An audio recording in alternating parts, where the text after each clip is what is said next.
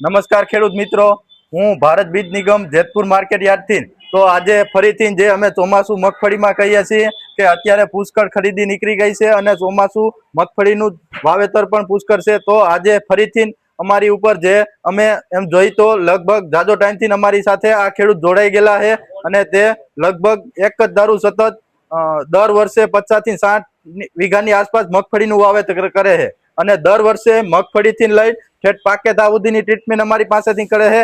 આજે ખેડૂતભાઈ હાજર નથી પણ છતાં ત્યાંથી ડ્રાઈવર આવેલા છે, તેનો જ આપણે પરિચય લઈએ અને ખેડૂતભાઈના વિશે પૂછીએ. તો રામ રામ.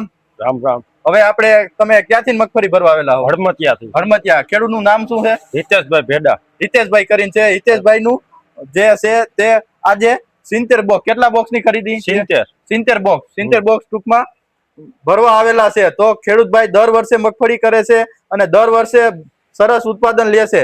તો તમે પણ જોઈ શકો છો આજે તેની જે 70 બોક્સની છે તે ખરીદી પણ કરી લીધી છે. તો ચોક્કસપણે ખેડૂતભાઈ અત્યારે તેને ઉનાળુ મગફળીમાં જે હરીનો સીડનું ઓતરા આવે છે તે પણ 10 વીઘાનું વાવેલું છે અને તેમાં પણ તેને જબરદસ્ત ઉત્પાદન મળશે.